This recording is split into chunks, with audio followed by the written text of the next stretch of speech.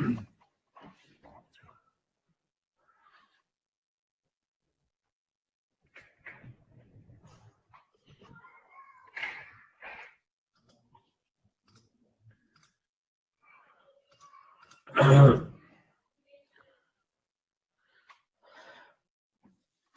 Morning to all of you. कैसे हैं आप लोग? आवाज आ रही है? Hello hello everyone, everyone hello.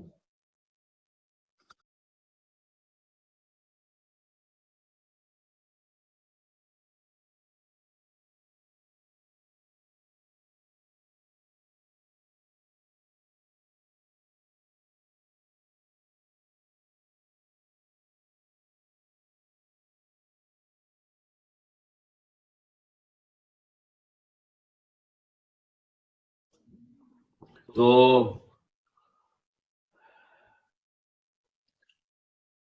भविष्य के कलेक्टर जरा आ जाए टाइम से, फिर शुरू करते हैं क्लास को। ये लास्ट क्लास में मैं नहीं था तो ये वाली देख लूं। बिल्कुल मत देखो, आधे घंटे तो कम से कम मत देखो, क्योंकि आधे घंटे आपको बिल्कुल समझ नहीं आएगा। कल की क्लास कनेक्टेड आसान, ये मैं पहला दिन में बोल चुका हूँ आपको कि जब आप एक दिन पहला क्लास नहीं आते तो सोने से पहले उसकी रिकॉर्डिंग देख लें, बिना उसके काम नहीं बनेगा।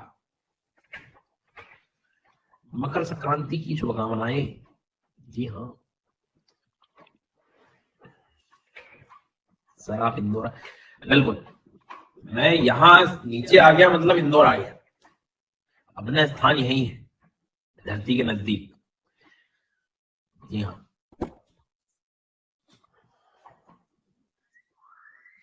तो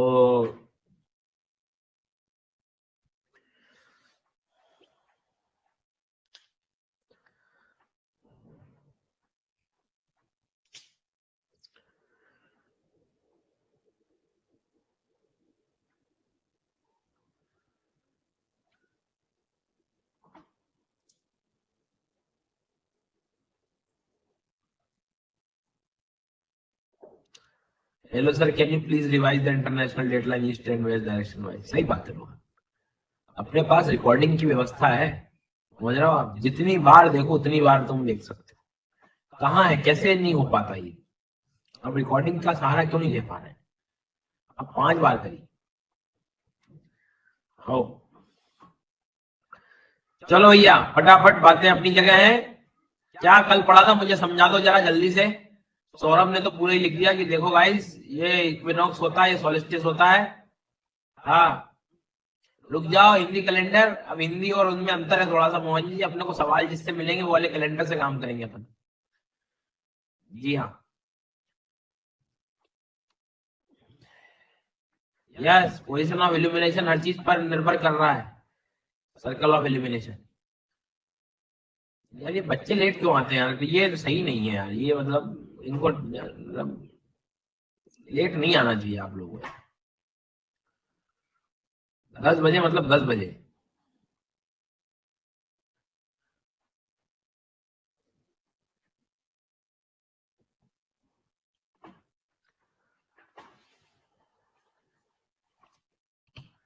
चलो बेटा, जिनकी भी पहली क्लास हो, आपसे विनम्र निवेदन है, आप इस कोर्स की पहली क्लास से स्टार्ट करो। ये बीच में कुछ समझ में नहीं आएगा आपको, 2-3 दिन लेके पूरी रिकॉर्डिंग साफ कर लो, फिर लाइव आ जाना।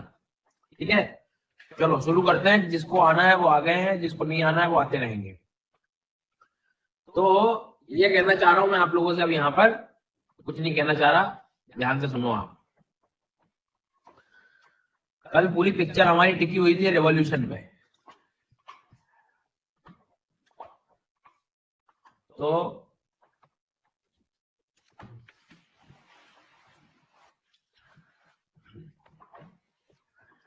सबसे पहले हम बात करेंगे 21 मार्च की। 21 मार्च से लगाकर अप्रैल, मई, ये जून याद रखना है। जून याद रखेंगे। जून पहचान है कि गर्मी मतलब नॉर्थ में है सन। जून हमारे लिए पहचान है सर कि सन जो है वो नॉर्थ में आ चुका है। जून के बाद में आएगा सर जी जुलाई, अगस्त, सितंबर, स्पेशली 23 सितंबर तक। ये 6 महीने हवाबाजी करने की जरूरत नहीं है, खुद बुद्धि लगा सकते हो, खुद ने जीवन जिया है। 15-15, 18-18, 20-20, 25 साल हो गए हैं। जून के आसपास का समय गर्मी का होता है, देख लो आप। ये वही समय है जब तुम्हारे को गर्मी हो रही है, मतलब सूर्य तुम्हारे आसपास है। इट मीन दैट ये 6 महीने सन कहाँ होगा? नॉर्थ में होगा। और जब सन नॉर्थ में होता है तो कल की क्लास में मैंने आपको बहुत अच्छे से समझाया है कि जब सन नॉर्थ में रहेगा तो सीधी किरणें उसकी, हालो हालो हालो हालो हालो, चेक चेक चेक चेक, देखो देखो देखो देखो देखो देखो, यहाँ पर ध्यान दें आप। नॉर्थ में है, मतलब नॉर्थ के पोल पर आफ्टर 66.5 के बाद सीधा लाइट पहुंच रहा है। पहुंच रहा है कि नहीं पहुंच रहा है? वेल डन, पहुंच रहा है। तो जिस हेमिस्फीयर में सन होता है उसी पर उसी के पोल के नजदीक 24 घंटे का दिन मिलेगा। 6 महीने तक है तो 6 महीने तक की कहानी जो है। लेकिन अभी हमने देखा कि ये साउथ पोल बेचारा बहुत दूर है, क्योंकि पृथ्वी का आधा हिस्सा चमक पाता है। जी हाँ। तो इस बात को हमने कल 2 तरीकों से लिखा था कि जब सन नॉर्थ में है तो मतलब बियॉन्ड 66.5 नॉर्थ पोल पर डे रहेगा, दिन की अवस्था होगी उत्तरी ध्रुव पर। क्या मेरी बात सबको समझ आई? उसके बाद में 66.5, ओ हो, ये क्या हुआ? ये जीवन में क्या हो गया मेरे?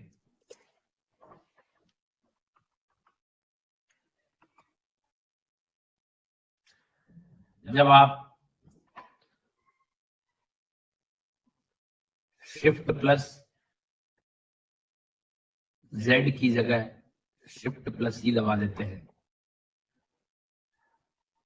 अत्यंत दुख की घड़ी आ जाती है। अरे क्या क्या हुआ? पूरे रफ हो गया, सब क्लियर ऑल हो गया, और क्या है? ले लिखो फटाफट अब जल्दी से। हाँ नहीं तो मार्च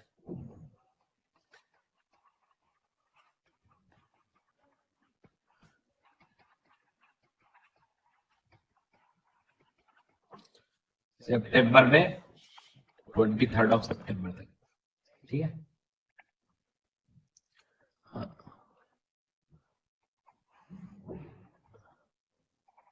तो इसमें सन हमारा क्या था? नॉर्थ में था, उत्तर में है सूर्य। तो इसका मतलब क्या हुआ? नॉर्थ पोल पे डे रहेगा 24 आवर का। समझ गए क्या सब लोग? सूर्य की स्थिति को समझो। कैसे पता लगेगा? आप देख लो कि जो सर ने महीने बताए वो जून के आसपास है क्या। मैंने बोला 17 अप्रैल, 17 मई, 18 जुलाई, 15 अगस्त, 20 अगस्त, 22 अगस्त, 26 अगस्त, 22 सितंबर, तब भी नॉर्थ में। तो नॉर्थ में 24 आवर का डे है। इसी बात को मैं कह सकता हूं ना, नो सनसेट की स्थिति।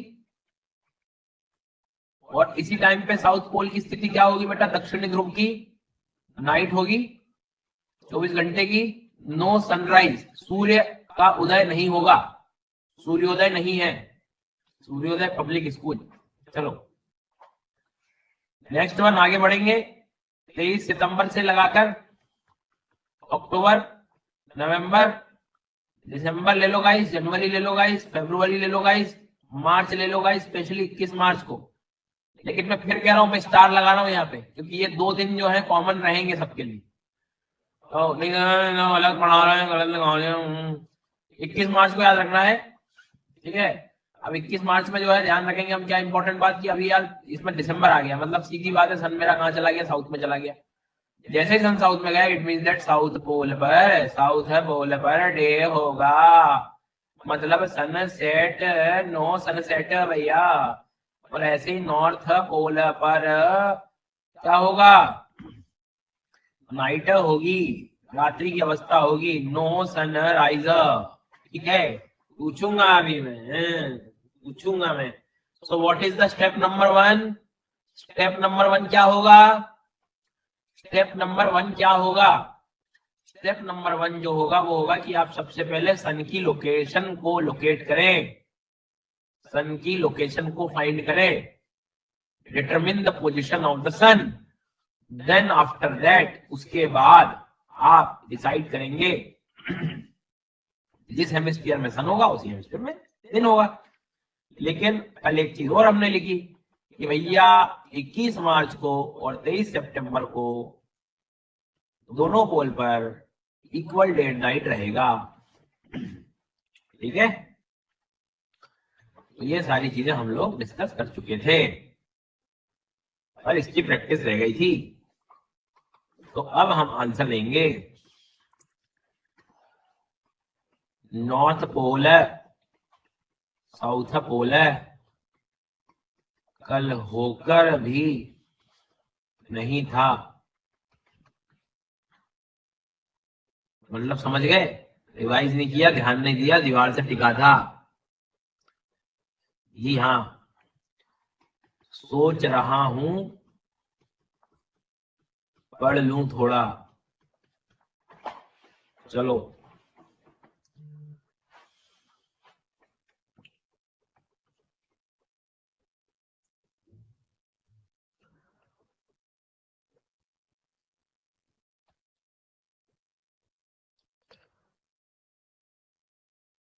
नाउ टेल मी, एक डेट है 18 नवंबर, कौन से पोल पर सनराइज नहीं होगा? नो सनराइज, सूर्य का उदय नहीं होगा।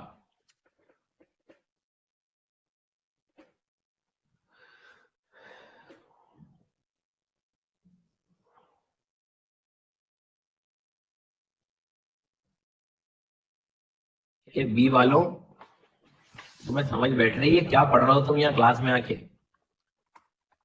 मतलब बुद्धि चला पा रहे हो? क्वेश्चन क्या कह रहा है वो? नवंबर, तो पहले तो तुम सन की पोजीशन बताओ, नवंबर में कहाँ होगी? बताओ जल्दी बताओ। सितंबर, अक्टूबर, नवंबर, नवंबर दिसंबर, मतलब सन होगा साउथ में, तो साउथ पोल पे क्या होगा? डे होगा। साउथ पोल पे डे होगा मतलब सन सेट नहीं होगा यहाँ। जब यहाँ साउथ में सन है तो यहाँ राइज हो पाएगा क्या सन? नो सनराइज पूछा था मैंने, आंसर। पर नहीं, मैं तो हड़बड़ी में लगाऊंगा, जल्दबाजी में लगाऊंगा, कुछ भी लगाऊंगा। अरे भाई रुक के लगा ले यार, मतलब थोड़े हमारे फेफड़ों की इज्जत कर लो, नहीं कहीं करना हो तो। हम मतलब मेरा क्या स्वार्थ है इस प्रैक्टिस कराने में? अच्छा बताओ, तुम कोई बोल भी नहीं पाएगा कि सर ने टॉपिक नहीं कराया। टॉपिक कराया मैंने, तो थोड़ा उस चीज को तो मतलब थोड़ा ज्यादा नहीं, हल्का सा एकदम ऐसा थोड़ा सा। हाँ। अगला सवाल, 17 जनवरी को कौन से पोल पर नो सनराइज की स्थिति होगी? सूर्योदय होगा ही नहीं। कौन से पोल पर सूर्योदय नहीं होगा?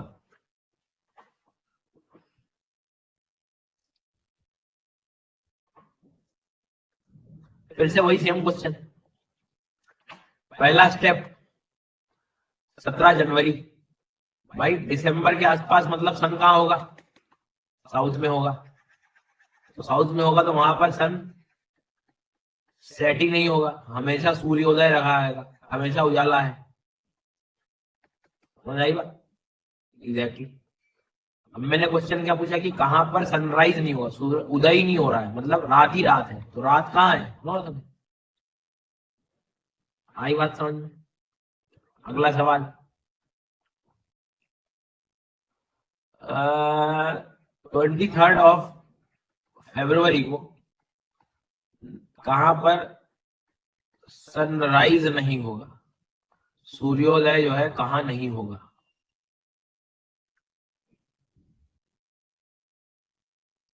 बहुत बढ़िया, शाबाश। ये जिन्होंने आंसर लगाया वेरी गुड। जिन्होंने आंसर ए लगाया उनका आंसर सही है, भले ही आपको गलत दिख रहा होगा बट आपका आंसर सही लगाया है। बी वालों तो मैंने इसलिए लगाया है कि मुझे पकड़ में आ जाए ये बी वाले कौन है, क्योंकि मेरे पास लिस्ट सही वालों की आती है। इस बार मैंने जरा बी देखा, इसको एक तो समझ में आ नहीं रहा है, ऐसे थोड़ी पढ़ेंगे क्योंकि जब तक कि इनके बिल्कुल तह में ना चला जाऊं मैं। साहिल बेटा क्या हो रहा है, मजे चल रहे हैं जीवन के? धीरे ही लगा लेते, 5 सेकंड बाद और लगा लेते। मेघा, पिंकी, पवन, अभी, धर्मेंद्र, सुमित, किशन, पराग, चंद्रा, शगुन, सयाली, तनय, समर, रवि, जय हिंद, निखिल, चंद्र, समीर, सोनिया, निखिल, अजान, गौतम, हर्षित, दमन, मुमसू और शांतनु और अंजनी और खुशी और चैताली और हिमांशु और तरुण और शशांक और पूर्णिमा, अभिलाषा, जलोनी, आजिर, आदिल, जलोजी, विक्रम, अंकिता, अजोरान, सुमन, सृष्टि, द अर्थ। क्या चल रहा है?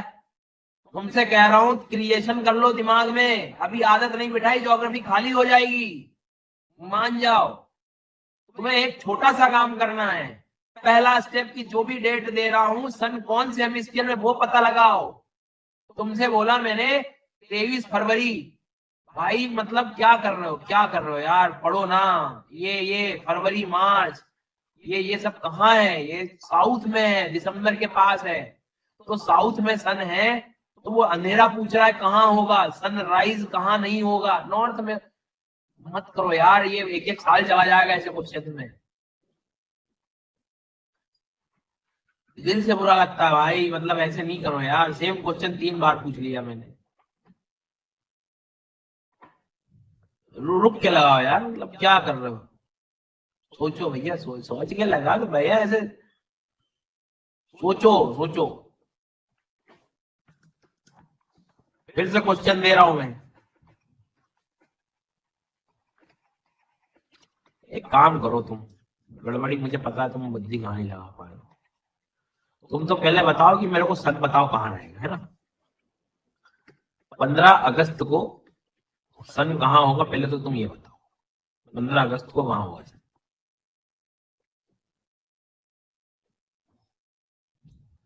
देखा, बी लगा रहे हैं। अरे भाई, मार्च से लगाकर सितंबर तक के महीने में तुम्हें नॉर्थ में लगाना है, और सितंबर से लगा के मार्च के महीने में तुम्हें साउथ में लगाना है सन को। अब मैंने क्या पूछा, अगस्त। वो नर्सरी वाले सकोले से भी तुम पूछोगे ना, एकदम छोटा बच्चा, एकदम बिल्कुल जो तैयार होता है कहीं भी बिल्कुल हर चीज पढ़ने के लिए, हाँ, तो वो भी आंसर दे देगा कि बेटा 15 अगस्त कहाँ फिट होगा। तुमसे देखो तो क्या हो रहा है, मतलब खुद पे हंसी आनी चाहिए तुम्हें, बी वालों।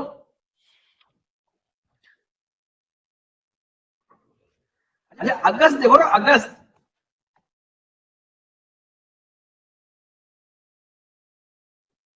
अगस्त कहाँ बैठ रहा है, कौन से किधर बैठ रहा है महीने में?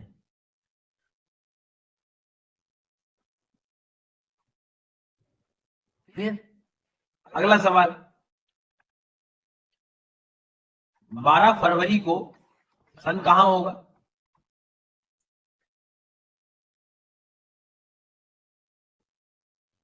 अब फिर ये लगा दिया तुमने, सितंबर से मार्च के बीच का साउथ का बता रहा हूं मैं, तुम पता नहीं क्या कर रहे हो।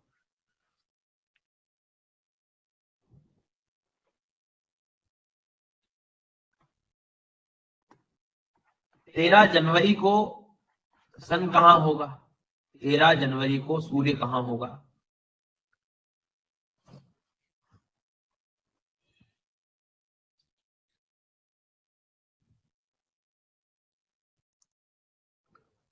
ठीक है, समझ आ रहा है? 17 अप्रैल को, 17 ऑफ अप्रैल को, 17 ऑफ अप्रैल को सन कहाँ होगा?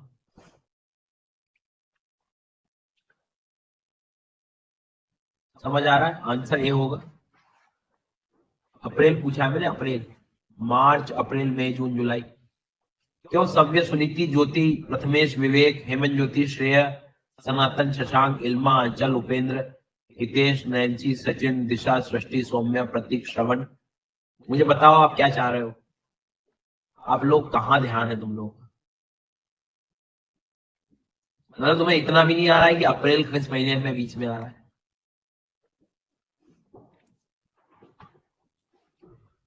खैर, इतने अथक प्रयासों के बाद आपको ये समझ आ गया होगा कि स्टेप नंबर 1 होता है कि आप डेट को पहचाने, किस स्लॉट में आ रहा है नॉर्थ और साउथ में, उसके हिसाब से आप डे डिसाइड करेंगे। इस पूरी कहानी से हमें बात पता लगती है कि रैंडम में कहीं भी हूँ, लेट्स अज्यूम कजाकिस्तान में हूँ, और मेरे सामने एक डेट आ जाए कि 18 नवंबर की क्या स्थिति होगी, तो हमें पता नवंबर में सन नीचे चला जाता है, मतलब ये विंटर की तरफ जा रहा है। उस दौरान साउथ में सन है, इसका मतलब साउथ पोल डे की तरफ देखेगा। तो 6 महीने का दिन रात क्यों हो रहा है समझ में आ गई सबको बात, या 24 घंटे का डे कैसा है या नाइट कैसे है। ठीक है, 2019 यूपीएससी प्रीलिम्स में एक सवाल था कि 21 जून को कहां पर सनसेट नहीं होगा, नो सनसेट। सिंपल क्वेश्चन था, सनसेट कहां नहीं होगा, सूर्य अस्त होगा ही नहीं, सूर्यास्त ही नहीं हो रहा है, उजाला ही है 24 घंटे। तो answer should be north pole. But option में उन्होंने नॉर्थ पोल ना देके बियॉन्ड आर्कटिक लिख दिया था। तो तुम्हारी बुद्धि चलनी चाहिए कि आर्कटिक नॉर्थ के पास है, अंटार्कटिक साउथ वाला है, इतनी तो थोड़ी बहुत चलानी पड़ेगी, खाली खोखे तो है नहीं हम लोग, है ना। बहुत बढ़िया, शाबाश।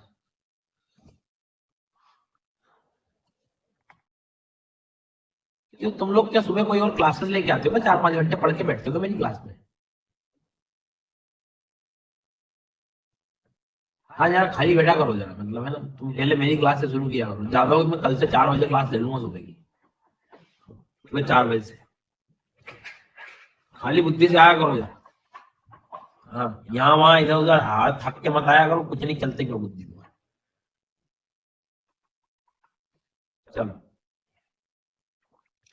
अब सवाल अगला उठता है हमारे दिमाग में कि सर एक बात बताओ, 6 महीने की बात कर रहे हो आप, 6 महीने तो मतलब किसी न किसी पोल पे लाइट जाता है, बोलो हाँ, है ना, लाइट जाता है। अब उदाहरण के तौर पे यहां पर हम लोग ऑब्जर्व करें तो नॉर्थ पोल पे 6 महीने लाइट है।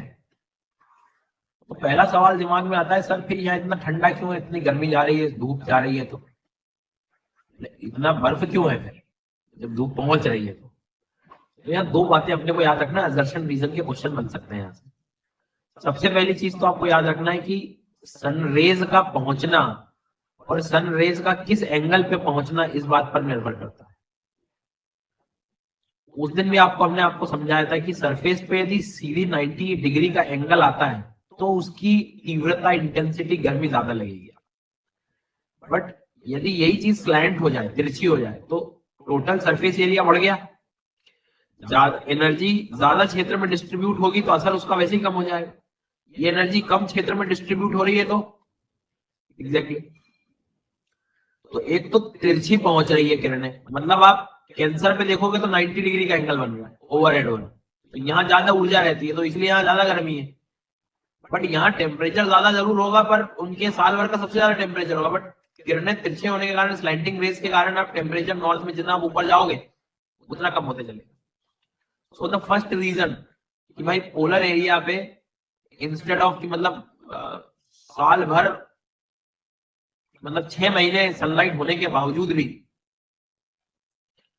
वहां पर आपको स्नो क्यों दिखाई देती है या लो टेम्परेचर क्यों दिखता है। सो रीजन नंबर 1 कि वहां पर जो रेज होती है वो काफी ज्यादा स्लैंट होती है, तिरछी किरणें होती है, जिससे एनर्जी का डिस्ट्रीब्यूशन, ऊर्जा का जो वितरण है वो बहुत ज्यादा हो जाता है। दूसरी एक बात और बहुत इंटरेस्टिंग है, ये जो ग्लेशियर होते हैं, बर्फ का जो क्षेत्र होता है, बर्फ के कलर को देखो आप, रंग को देखो, बर्फ का रंग क्या होता है, व्हाइट कलर होता है। व्हाइट कलर की एक खास बात होती है कि वो सूर्य की किरणों को रिफ्लेक्ट बैक कर देता है, परावर्तन हो जाता है। गर्मियों में सफेद वस्त्र पहनने के लिए क्यों कहते थे पहले, काले वस्त्रों को क्यों अवॉइड कर दिया जाता है, काले जो क्लॉथ्स होते हैं, ब्लैक क्लॉथ्स क्यों अवॉइड करने चाहिए गर्मी में, उतनी ज्यादा गर्मी एब्जॉर्ब करता है, और व्हाइट उतना ही रिफ्लेक्ट बैक कर देता है। तो एक तो सूर्य की किरणें तिरछी पहुंच रही हैं, दूसरी यहां पर पूरा व्हाइट कलर हो रखा है ग्लेशियर्स का, तो सनलाइट थोड़ा बहुत जो जाता है वो भी क्या हो जाता है, वापस आ जाता है, रिफ्लेक्ट बैक हो जाता है, परावर्तन हो जाता है। तो वहां एनर्जी रुक ही नहीं पाई, सूर्य की स्थिति रुक नहीं पाई, and that is the reason कि वहां पर काफी ज्यादा ठंडाई रहती है। इस रिफ्लेक्शन प्रोसेस को, इस प्रक्रिया को, इस परावर्तन की प्रक्रिया को कई बार किताबों में एल्बिडो के नाम से भी बोल देते हैं, एल्बिडो इफेक्ट। तुरंत टाइपिंग नहीं करना है कि sir kindly discuss, kindly repeat again albedo. ध्यान दो क्या कह रहा हूं मैं कह रहा हूं ये जो व्हाइट कलर है ग्लेशियर्स पे जो व्हाइट कलर है उसके कारण जो सनलाइट वापस चला जा रहा है, रिफ्लेक्ट बैक हो रहा है, इसी प्रोसेस को हम एल्बिडो कहते हैं, धवलता। मतलब जितना व्हाइट कलर होगा उतना एल्बिडो ज्यादा होगा, और जितना एल्बिडो ज्यादा होगा उतना रिफ्लेक्शन ज्यादा होगा, और उतना कूलिंग इंपैक्ट देखने को मिल सकता है। इसका उल्टा इक्वेटर पे है। इक्वेटर पे फॉरेस्ट बहुत है, डेंस फॉरेस्ट है, ग्रीन कलर जितना ज्यादा ग्रीन है वो डार्कर साइड जा रहा है, तो उतना ही सनलाइट क्या होता है, एब्जॉर्ब होता है, उतना ही फोटोसिंथेसिस मतलब प्रकाश संश्लेषण होता है। मतलब फॉरेस्ट एरिया में उतना ही एल्बिडो क्या रहेगा, लो रहेगा। यदि कोई आपसे कहे कि भाई फॉरेस्ट है आपके पास, ग्लेशियर्स है आपके पास, एल्बिडो किसका ज्यादा है, तो आंसर शुड बी ग्लेशियर्स।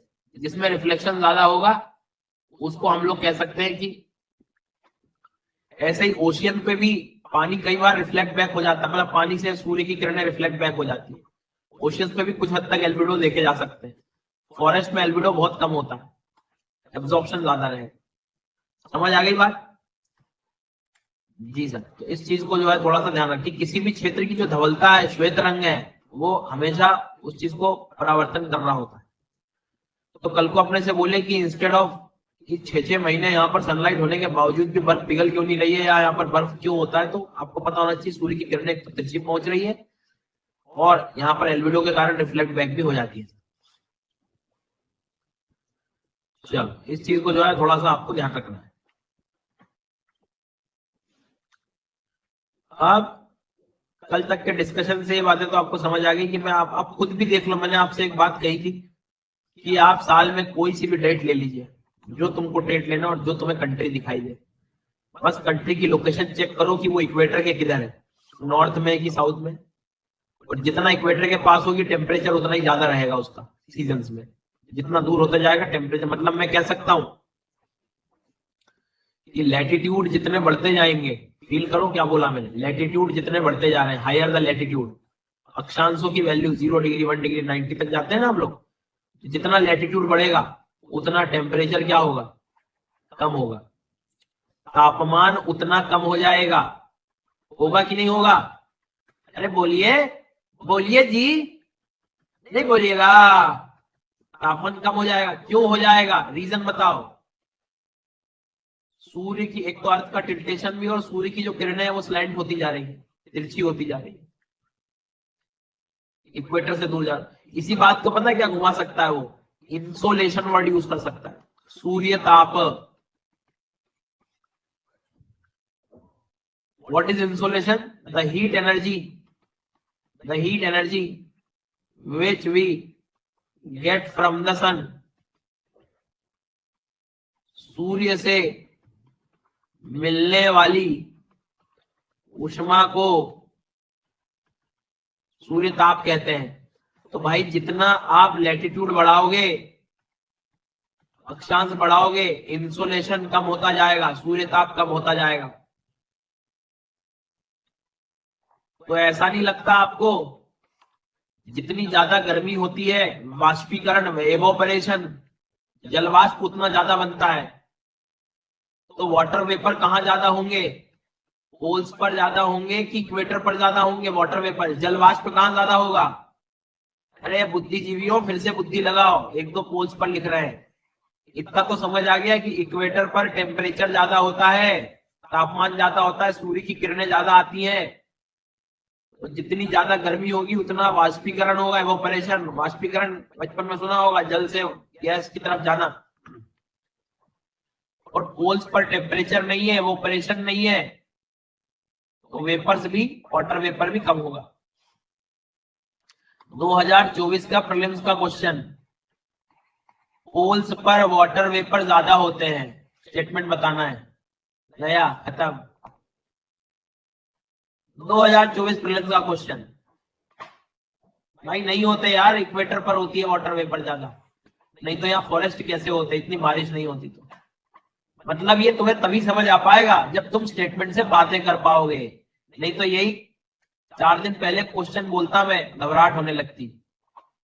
तो क्वेश्चन देख के घबराहट कब होगी और कब नहीं होगी, वो बात उसी पर निर्भर करेगी कि तुमने क्लास में कितनी ज्यादा बात करी है उन स्टेटमेंट से, उन टॉपिक से। तो रेवोल्यूशन सिर्फ ये नहीं है कि पृथ्वी सूर्य के चारों ओर चक्कर लगाती है, हाँ 365 दिन में कितनी सारी चीजें हैं, आप ये देखो कितने एस्पेक्ट्स निकल सकते हैं। कल मैंने birth rate, death rate, working efficiency, country का डेवलपमेंट, अंडर डेवलप होना, डेवलपिंग होना, डेवलप्ड नेशन, कितने सारे कनेक्शन हम लोग। लास्ट कॉन्सेप्ट सिखाने जा रहा हूं, इस टॉपिक को समाप्त करेंगे फिर।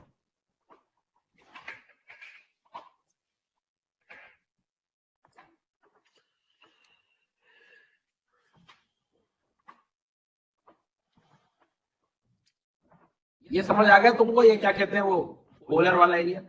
अच्छा दूसरी चीज, पोल पे 24 घंटे का जो दिन होता है और रात होती है, वो किसके बाद देख रहे हैं हम, कौन से सर्कल के बाद देखते हैं, आर्कटिक वाले 66.5 के बाद पता लगता है। इस लैटिट्यूड के बाद पता लगता है हमें, क्योंकि सीधी रेस पहुंच जाती है यहाँ तक। ए और बी वाला कल बता रहा था मैं, डे नाइट वाला। आपने बचपन में जहरीला तथ्य पढ़ा होगा जीके, असेंबली में खड़े हैं, क्विज ऑफ द डे, कौन सा देश है जिसमें मिडनाइट सन दिखाई देता है, लियो मिडनाइट सन, मतलब रात को 12 बजे भी सूर्य दिख रहा है, इसमें इट मीन दैट 24 घंटे का दिन हो रहा है। और उसमें नॉर्वे बोलते थे आप, तो नॉर्वे देखोगे ना आप, तो ये स्वीडन फिनलैंड के ऊपर गया हुआ ऐसा देश है, यहां तक बॉर्डर उसकी टच होती है। तो नॉर्वे वो देश को हम क्यों कहते हैं मिडनाइट सन, तुम्हें आज समझ आ गया होगा, क्योंकि नॉर्वे की लोकेशन देखो, नियर बाई पोल्स है, पोल्स के नजदीक है वो एकदम। तो रात के 12 बजे भी तुमको सन दिखाई देगा। पर ऐसा नहीं है कि सिर्फ नॉर्वे में, क्वेश्चन पूछने वाले ने गलत पूछ लिया, भाई रशिया में यहाँ रहोगे तो उनको भी तुम्हें रात को 12 बजे भी दिखेगा, इधर भी दिखेगा, कोई एलिजाबेथ में भी दिखेगा, ग्रीनलैंड में भी दिखेगा। सीधी सी बात है, इस लाइन के ऊपर जो भी चीजें उनको सबको दिखेगा। आर्कटिक ऐसे अंटार्कटिक में भी दिखा, अच्छा लेकिन क्या पूरे ईयर भर दिखेगा क्या रात को 12 बजे से, ना। 21 मार्च से लगा के 23 सितंबर के बीच में, इट मीन दैट 22 मार्च से लगा के 22 सितंबर तक दिखेगा, 6 महीने बस। ध्यान समझ आ गई बात। सूर्य सबसे पहले जापान से हम क्यों बोलते हैं कि उगता है, तो वो भी थोड़ा थोड़ा आइडिया लग गया आपको कि 180 डिग्री लॉन्गिट्यूड के बाद हम मानते हैं ईस्ट साइड है। छोटी छोटी चीजें हैं यार, लेकिन पता होनी चाहिए। सॉरी लेट हो गए सर, अरे भाई लेट नहीं हुए विकास जी, आप कल के लिए जल्दी आ गए, टेंशन मत लो। हाँ इतनी जल्दी नहीं आना था कल के लिए, टाइम से आया करो यार। बड़े अच्छे बच्चे कुछ कुछ तो मतलब आके सॉरी वाली बोल रहे होते हैं। टाइम से कोशिश किया करो आ जाओ, रहता है कभी कभी काम पड़ जाता है, क्या करें। हाँ तुरंत खट से चालू नहीं हो जाएगा 24 आवर कि तुम 23 सितंबर में इक्वेटर पे थे, 24 सितंबर को तुरंत अंधेरा और उजाला हो जाएगा। टाइम लगता है, ट्रांजिशन आएगा, बट थ्योरेटिकली तो हमें याद रखना पड़ेगा।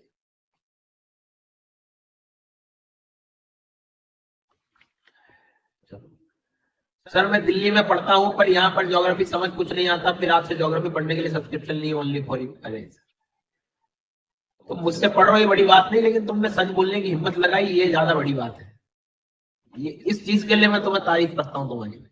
सब्सक्रिप्शन लेके पढ़ रहे हो वो ठीक है, अच्छी बात है, बट असलियत को बोलना, सच बोलना बहुत कठिन काम है। हाँ क्योंकि कई लोग पढ़ रहे हैं अभी लाइब्रेरी में बैठ के चुपचाप मेरे वीडियो, लेकिन अब क्या करें सर, अब इधर उधर हमने 3-3 लाख दे दिए हैं, तो थोड़ी हिम्मत नहीं होती सच बोलने की। चलो अपन आगे बढ़ते हैं, आखिरी कॉन्सेप्ट बस है ना, वो भी क्या क्वेश्चन क्वेश्चन में परेशान कर सकता है तुमको। सर्दी अपनी चरम सीमा पे जा चुकी है बिल्कुल, खरगोश खरगोश बन चुका है। जी सर। तो अब ध्यान से सुनना क्या कह रहा हूं मैं।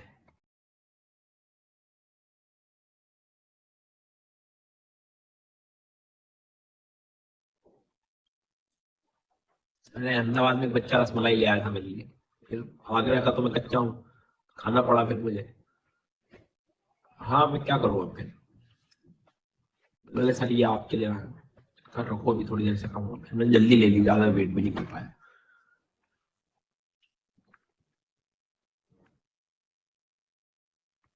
चलो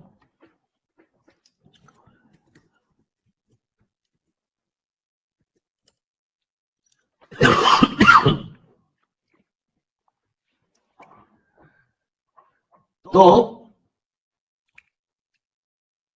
एक व्यक्ति यहां पर बैठा है ए, और एक व्यक्ति यहां पर बैठा बी। इसके ऊपर सनलाइट बिल्कुल सीधा आ रहा है, सनलाइट बिल्कुल सीधा आ रहा है, और इसके ऊपर सनलाइट जो है ऐसा तिरछा आ रहा है। तो ए और बी में से आप पहले तो कीवर्ड बताओ कि ओवरहेड सन कहां बोलोगे आप, कि बिल्कुल सूर्य लंबवत है, सूर्य लंबवत है, ए पे बोलोगे। इसमें तो बुद्धि लगाने जैसे कुछ नहीं है, दिख रहा है। कभी आपने ऑब्जर्व किया कि आपके सर के ऊपर बिल्कुल, मेरे सर के ऊपर ना आपका सर, ये एकदम सूर्य ओवरहेड है। नाउ टेल मी, इस टाइप में आपकी परछाई बनेगी क्या? परछाई बनेगी क्या? नहीं सर। तो हम ये कह सकते हैं कि जब भी ओवरहेड होता है तो नो शेडो स्थिति रहती है, परछाई नहीं बनती है। जब ओवरहेड है तो 90 डिग्री का एंगल है तो, बट यदि स्लैंट रेज है तो हो सकता है कि यहां पर जो है हमारी, यस, परछाई बन रही हो, हमारी परछाई बन रही हो, यहां पर हमारी परछाई बन रही हो, इधर हमारी जो है वेल डन। अब ये शेडो क्यों बन रही है यहां पर?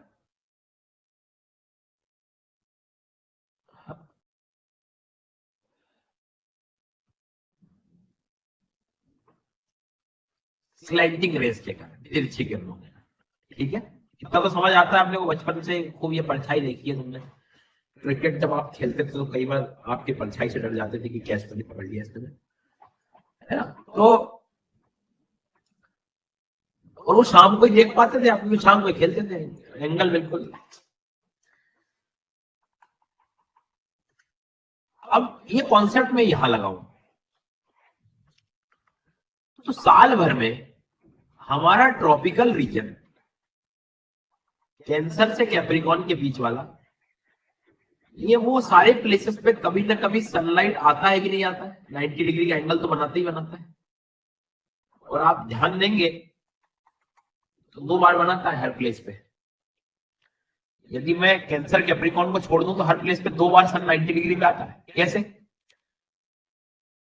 देख रहे हैं? मार्च में अप्रैल मई जून, फिर जुलाई अगस्त सितंबर,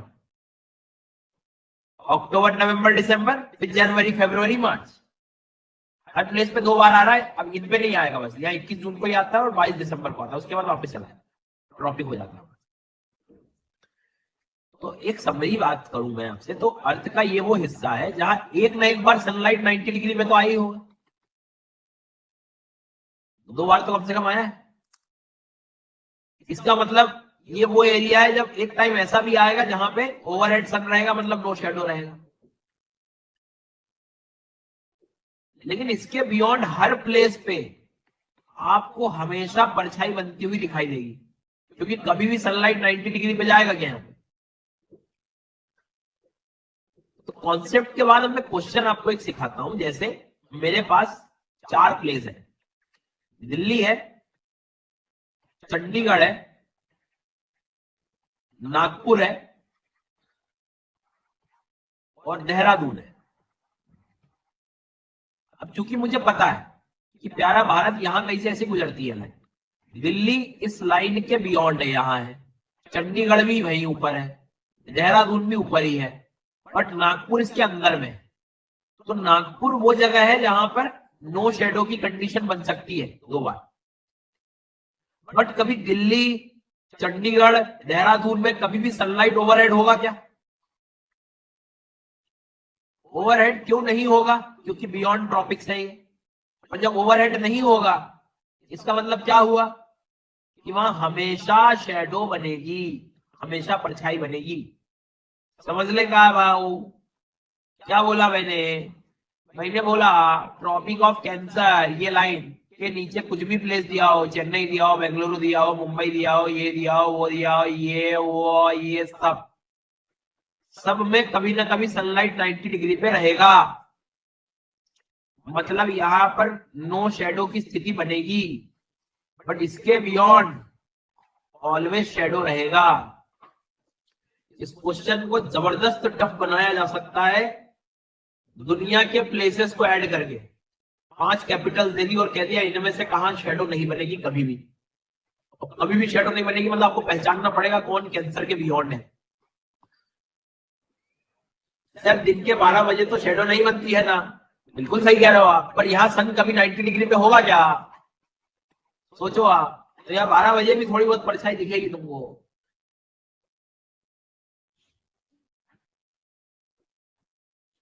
मैंने रोज शेडो बनने को नहीं कहा बेटा, थ्योरेटिकली मैं कह रहा हूँ साल में 2 बार तो बनेगी कम से कम, नहीं बनेगी मतलब।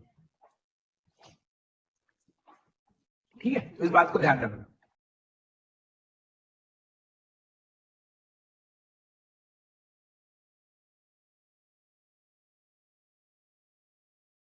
तो अब मान लीजिए दुनिया का कोई प्लेस ए है, कोई प्लेस बी है, कोई प्लेस सी है, कोई प्लेस डी है और कोई प्लेस ई है। पहला क्वेश्चन, कौन कौन से प्लेस पर सन 90 डिग्री का एंगल बनाएगा, ओवरहेड होगा, बताओ। और कहां पर स्लैंट किरणें रहेगी हमेशा। तो ए, बी और ई पर ये वो जगह है जब 90 डिग्री का एंगल रहेगा कभी ना कभी तो रहेगा। बट सी एंड डी जो है कभी भी स्लैंट रेज ही देखने को मिलेगी।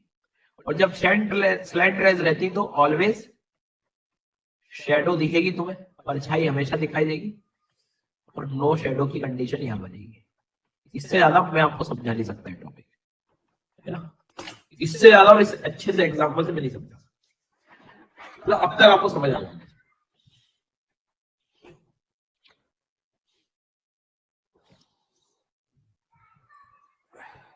मतलब इनके बीच में है तो शेडो नहीं है, तो हमेशा शेडो।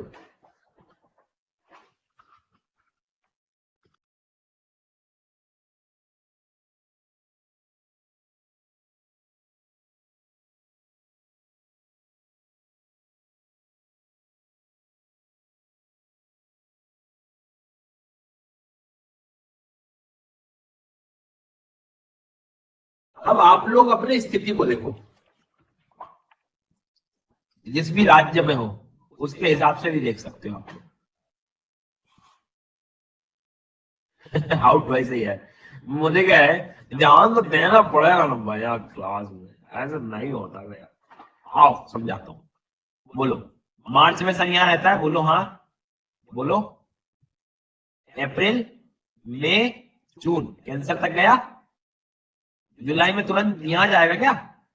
जुलाई में वापस, अगस्त, सितंबर, सितंबर में देखो यही आता है, फिर अक्टूबर, नवंबर, दिसंबर, फिर जनवरी, फरवरी, मार्च में वापस। समझे रेवोल्यूशन? 6 6 महीना, 6 महीने सन ऊपर रहता है कि नहीं, तो 3 महीने गया, 3 महीने वापस इधर। ओ हाँ, अब मैं आपको आगे जब कभी नोट्स दूंगा, अभी अभी एफर्ट नहीं लगाने जबरदस्त, कुछ मैप्स मैंने बना दिए हैं आप लोगों के लिए, जिसमें ट्रॉपिक ऑफ कैंसर के बहुत नजदीक वाले प्लेसेस पे काम किया है मैंने। क्योंकि कुछ कुछ आज से 4 5 6 साल पहले मैं देखता हूँ क्वेश्चन जो थे बड़े ट्रिकी आते थे मैप्स को लेकर, जिसपे बहुत ही क्लोजली प्लेसेस पे काम किया है, बहुत क्लोजली।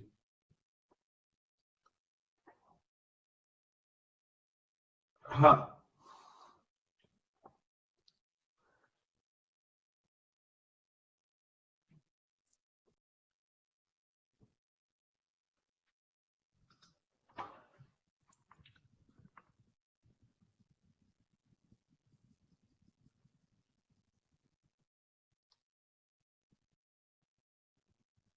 रुकना जरा 1 मिनट।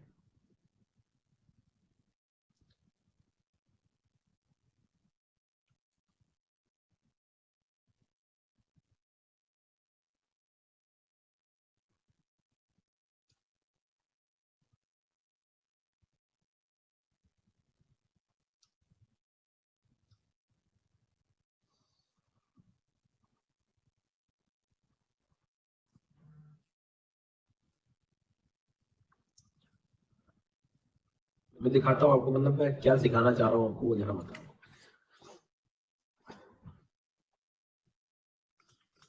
कुछ बेसिक्स पे आपको इंडियन ज्योग्राफी के टाइप में दूंगा, जिसमें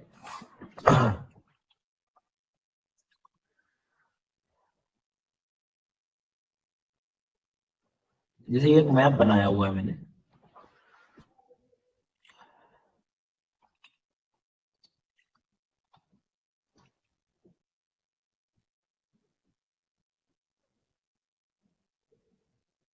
ये तो इससे बहुत नजदीक वाले प्लेसेस तुम्हें समझ में आ जाएंगे।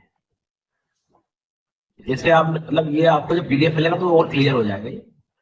जैसे कई बार नहीं समझ आता ना, जैसे विदिशा का पूछ लिया, सांची का पूछ लिया। अब सांची तुम लड़ नहीं सकते कि ऐसा क्यों पूछा, तुम क्योंकि आर्ट कल्चर में भी पढ़ रखे होते हो सांची, तो वो कहाँ है एक्चुअल में ट्रॉपिक, क्योंकि आप देखोगे सांची को देखोगे और विदिशा में देखोगे तो आप आराम से देख सकते हो कहाँ शेडो बनेगी कहाँ शेडो नहीं बनेगी। अभी ऐसे क्वेश्चन में फंस जाती है, कॉन्सेप्ट क्लियर लेकिन बैठे हैं तारे गिन रहे हैं। ठीक है, तो समझ गए ये सांची और विदिशा का खेल। रांची में कंफ्यूज हो जाते हैं, रायपुर में, कोलकाता में कंफ्यूज हो सकते हो आप, इधर ऐजवाल और अगरतला में कंफ्यूज हो सकते हो आप। तो जो इसके बियॉन्ड है, ऊपर है, वो क्या है, क्या खास बात है उनकी? शेडो बनेगी, तिरछी हो गई है किरणें, रटो मत, स्टेप अपनाओ यार, तुम स्टेप्स मिस करोगे तो हमेशा प्रॉब्लम होगी। दूर हो गया मतलब तिरछा हो गया ना, पोल की तरफ जा रहे हो आप, तो तिरछे होने पे परछाई बनेगी, और इधर परछाई नहीं बनेगी।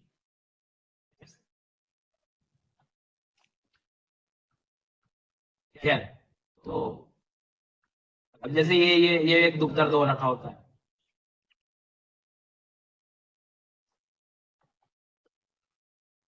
हालांकि जब मेन ज्योग्राफी में अपन देखेंगे आराम से, वो कोई दिक्कत नहीं है।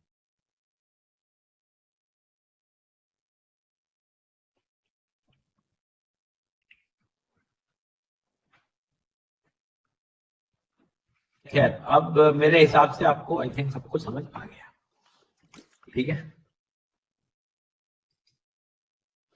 पीडीएफ में क्वेश्चन हिंदी में भी दीजिए ना प्लीज रिप्लाई। तुम लोग आधा अधूरा ही सुनते रहो और ऐसे तुम तुरंत बनाते रहो। क्या तुम ऐसे ही आधे अधूरी बातें सुनना मेरी, और ऐसे दुख के कुएं में डूबो, ऐसे परेशान होते रहो। मुझे हिंदी में नोट्स नहीं दिए, मुझे, मैंने किसी को नोट्स ही नहीं दिया अभी। पहले दिन से फेफड़े बाहर निकालते आ रहा हूँ कि नोट्स दोनों भाषा में दूंगा। और नोट्स कब दूंगा? जब टॉपिक एंड होगा। टॉपिक अब एंड हुआ है आज जाके, आज तुमको नोट्स मिल जाएंगे, हम खत्म, दोनों भाषा में मिल जाएंगे।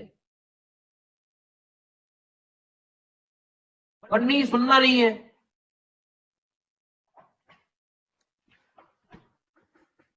नोट्स की जरूरत तो अब पड़ेगी ना, और वैसे तो नोट्स की जरूरत पड़ ही नहीं चाहिए। यदि तुम क्लास में बैठे हो तो मैंने हर चीज लिखवा के दी है तुम्हें, समरी में लिखवा के दी है तुम्हें। क्योंकि तुम सिर्फ नोट्स, मैं बता रहा हूँ, आधे से ज्यादा सिर्फ डाउनलोड करके रख देंगे, एक बार पहली बार स्क्रॉल करके चेक करेंगे, उसके बाद तुम खोल लो तुम बस एक बार। नहीं खुले मुझे पता, खुलेगी तो कॉपी खुलनी है, पर नहीं, पैसा दिया है, थोड़ा तो परेशान करेंगे। इसलिए मैं आपसे फिर कह रहा हूँ, जो खुद ने नोट्स बनाए हैं, खुद के लिखे हुए हैं, जो अपने क्लास में मेहनत करी है, उसकी बात अलग है बेटा, उस पर आपको हमेशा फोकस करना है। चलो भैया, अब आगे बढ़ते हैं, हो गया यहाँ तक खत्म काम। अब हमारा बेसिक्स कंप्लीट होता है। दो तीन चीजें और है, जैसे हर चीज जो है, ये सीजनलिटी में टिकी हुई है, इस चीज को लेकर, इस टिल्टेशन को लेकर, है ना, ये सारी चीजें हमने देखी थी। इसमें एक दो शब्द और हैं, पेरिहीलियन और एपिहीलियन, है ना, उपसौरिका और अपसौरिका, वो हम और डिस्कस कर लेते हैं, फिर इसको समाप्त करेंगे। हाँ, ये क्या है, एक मिनट दिखा रहा हूं, रुको।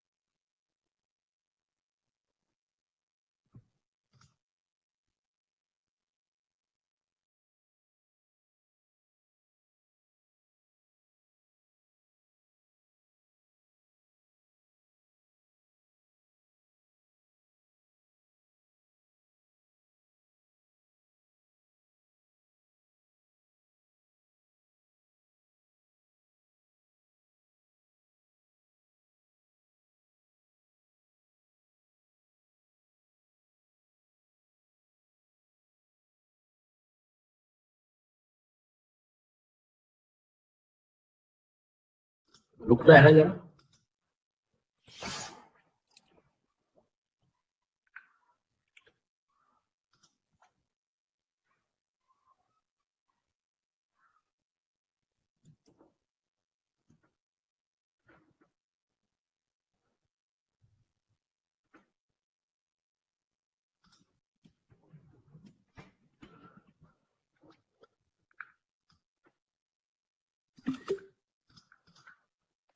तो अब एक छोटा सा टॉपिक है जिसमें हम लोग पेरिहेलियन और एपिहेलियन को जो है हम लोग डिस्कस कर रहे होते हैं, इस चीज को ध्यान रखना जरा, ठीक है।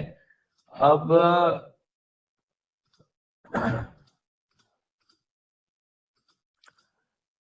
पहले तो मुझे एक बात बताओ, रिवॉल्यूशन याद आ रहा है ना तुम्हें? रिवॉल्यूशन में तो कोई दिक्कत नहीं है?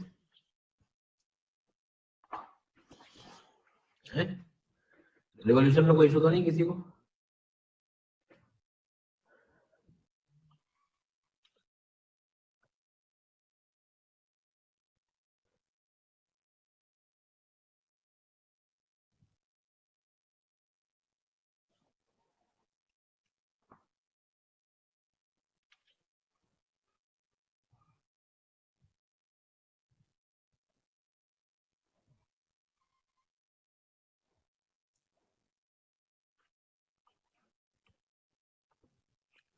ठीक है, तो मुझे एक बात बताओ शांति से। पहली बात कि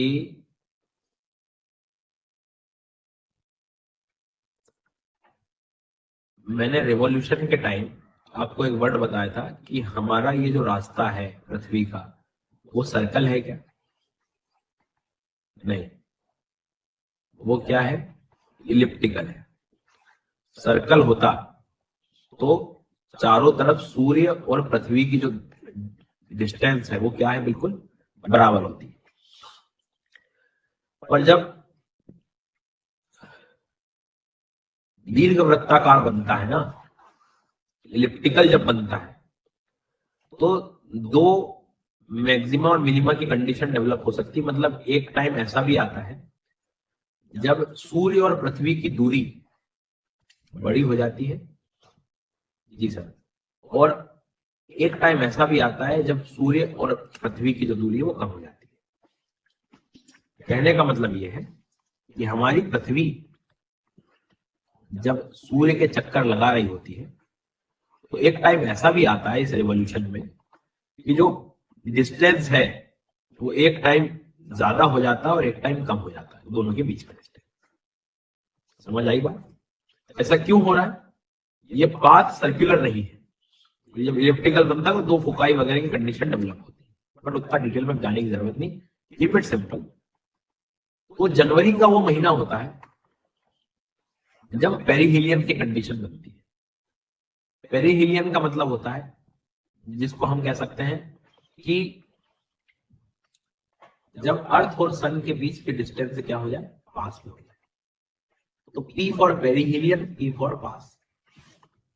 अपसोरिका और उपसोरिका शब्द अक्सर यूज करते हैं हिंदी में, इसे याद रखें, पी फॉर पास।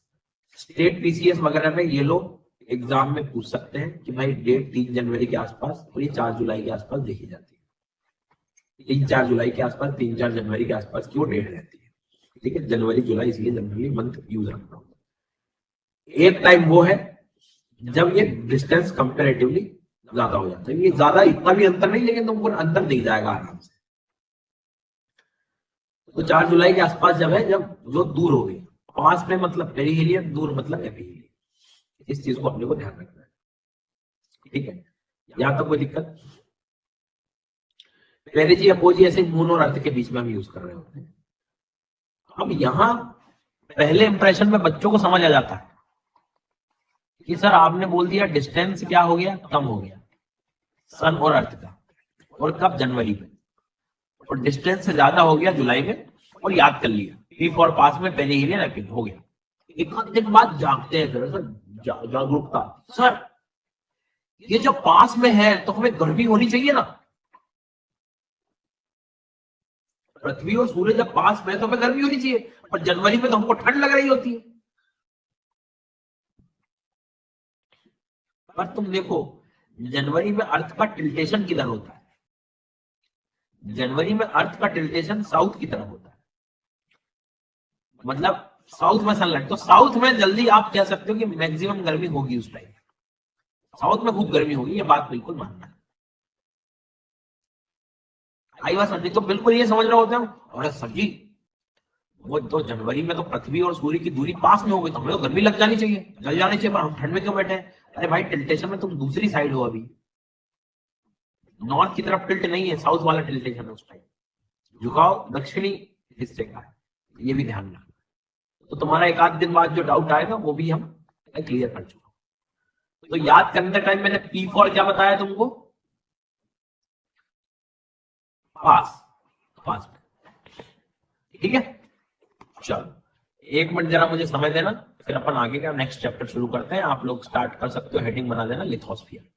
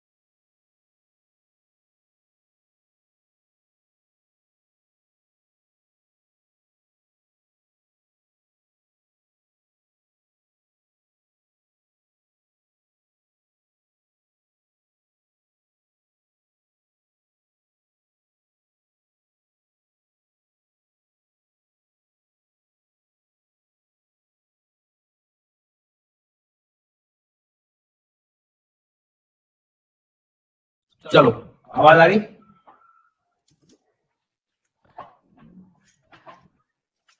शुरू करते हैं, शुरू करते हैं, शुरू करते हैं।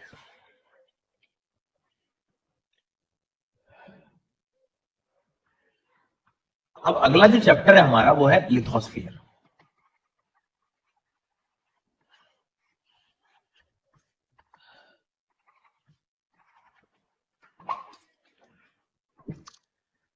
ध्यान से सुनना। आपने कोई ग्रुप बनाया है क्या बैच का? अगर हो तो लिंक शेयर कर दो।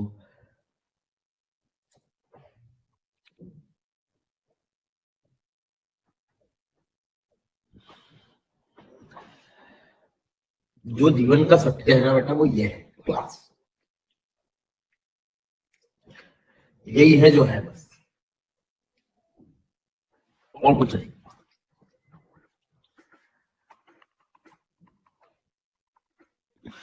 लिथोस्फियर में पहली क्लास याद करो अपनी, क्या है?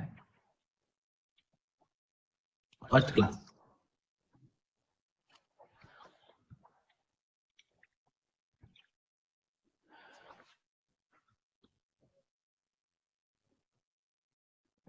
हाँ, तो फर्स्ट क्लास ये थी, मैंने आपको समझाया था फिजिकल ज्योग्राफी क्या होता है, जिसमें मैंने 3 हिस्से डिवाइड किए थे।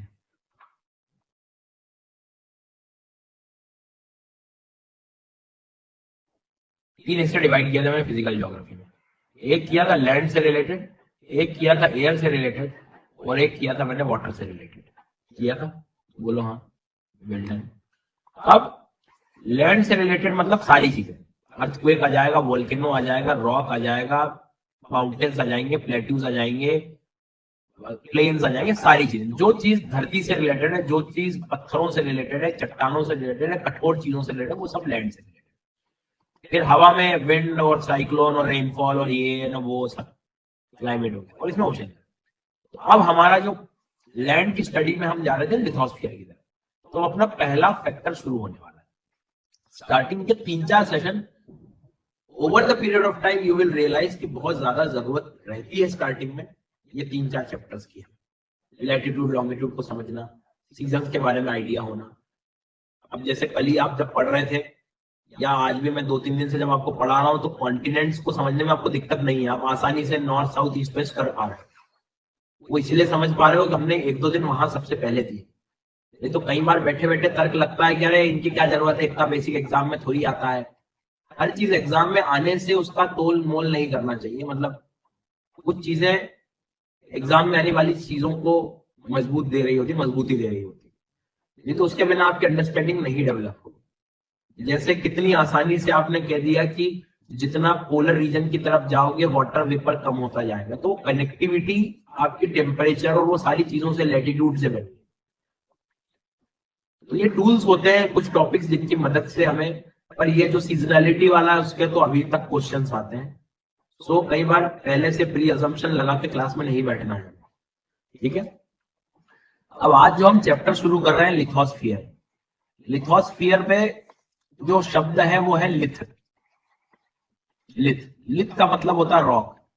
आप कहोगे तो रॉक एक ऐसी बेसिक चीज है, चट्टान पत्थर एक ऐसी बेसिक चीज है जिससे हर चीज बनी हुई है आसपास। देख लो तुम, मैं माउंटेन बोलूं तो माउंटेन के अंदर क्या निकल रहा है? पानी से थोड़ी बना है, हवा से नहीं बना है। माउंटेन जो बना है किससे बना है?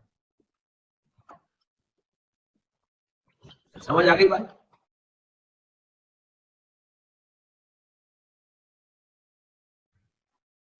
और क्या, जो भी चीज तुमने आसपास देखी हो, प्लेट्यू देखे हो, पठार देखे हो, कुछ भी देखा हो, चट्टान से बना है। पर इन सब चीजों को समझना हो, माउंटेन को समझना हो, टाइप्स ऑफ माउंटेन को समझना हो, प्लेट्यूज को समझना हो, लैंडफॉर्म, लैंडस्लाइड, किसी को भी समझना हो, आपको रॉक समझना होगा। एंड रॉक से और एक चीज और बनती है, जब रॉक टूटता है तो आपसे आपको सॉइल भी देखने को मिलती है। सॉइल से पूरा एग्रीकल्चर टिका हुआ है। हमारा बेसिक, जिसको हम कह सकते हैं कि नेचुरल रिसोर्स है मिट्टी हमारे लिए। भाई मिट्टी नहीं समझ आएगी तो तुम एग्रीकल्चर नहीं समझ पाओगे, एग्रीकल्चर तो इकोनॉमी खराब है तुम्हारी। मतलब सीधी बात है कि रॉक कितनी बेसिक चीज, और रॉक किससे बनता है सर? लावा से बनता है। लावा, और लावा कहां से आता है? वॉल्केनो से आता है, ज्वालामुखी से आता है। और ज्वालामुखी कहां से आया? ऊपर हवा में से आया कि अर्थ के अंदर से निकला? बताओ। ज्वालामुखी नाम सुना होगा, वॉल्केनो कहां से आता है? अर्थ के अंदर से। तो पहला चैप्टर मेरा क्या होना चाहिए? रॉक होना चाहिए, वॉल्केनो होना चाहिए, लावा होना चाहिए, अर्थ का इंटीरियर होना चाहिए। पहला चैप्टर क्या होना चाहिए मेरा? अर्थ का इंटीरियर होना चाहिए, वॉल्केनो होना चाहिए, लावा होना चाहिए, सॉइल होना चाहिए, क्या होना चाहिए? ऑफ कोर्स अर्थ का इंटीरियर होना चाहिए। क्यों होना चाहिए अर्थ का इंटीरियर सर? क्योंकि जब तक अर्थ का इंटीरियर नहीं मुझे समझ में आएगा, मुझे पता ही नहीं होगा कि कहां से वॉल्केनो आ रहा है, कहां से लावा आ रहा है, कहां से क्या आ रहा है। वही तो बेसिक है। और अर्थ के इंटीरियर में तुम जाके देख सकते हो क्या कितना गहरा है, क्या है? अंदर चले जाओगे? नहीं जाओगे। तो पढ़ते समय हर हर पॉइंट पे लगेगा क्या प्रूफ है, क्या सबूत है। उस बात को साबित तो करना पड़ेगा ना मुझे। And that is the reason. अब हमारा जो फर्स्ट चैप्टर है लिथोस्फियर में वो है earth interior and its evidences. पृथ्वी की आंतरिक संरचना तथा साक्ष्य। आंतरिक संरचना तथा उसके साक्ष्य।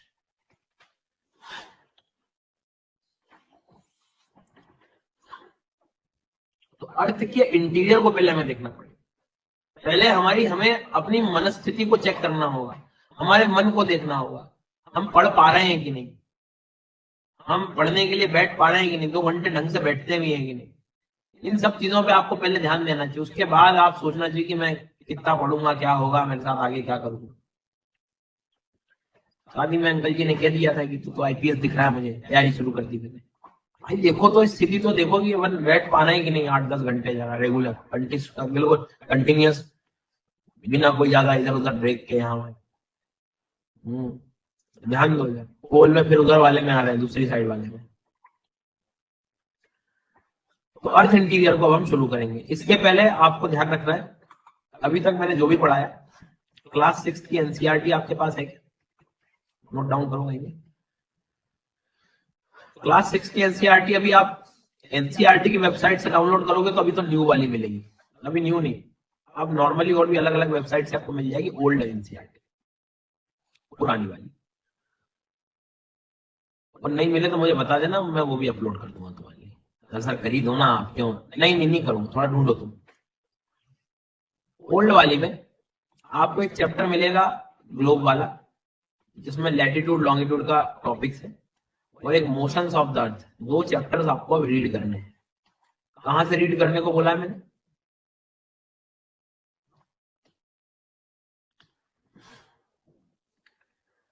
क्लास 6 की एनसीईआरटी से आता है, सोशल साइंस वाली से।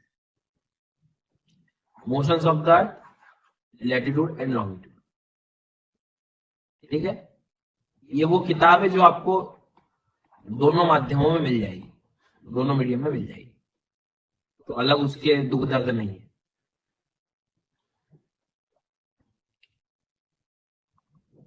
इस चीज को ध्यान रखें।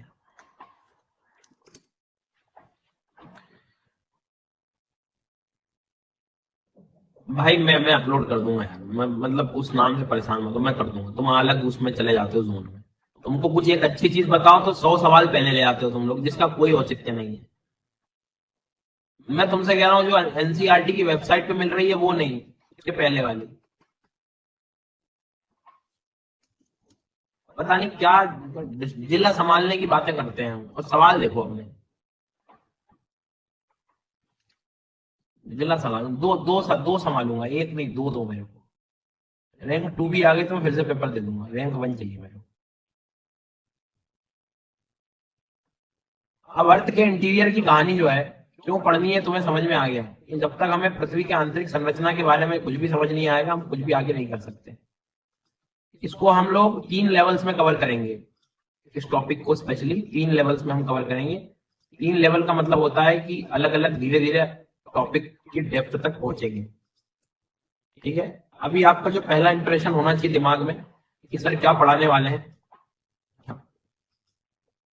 नॉर्मली, तो आपके सामने दिख रही होगी एक इमेज कि हम लोग यहाँ ऊपर रह रहे हैं, हमें अर्थ के अंदर की स्थिति में जाना है। अर्थ के इंटीरियर में देखना है कि क्या लेयर है, क्या कैसी क्या चीजें। मैं एक ही बार बोलूंगा, बार बार नहीं रिपीट करूंगा।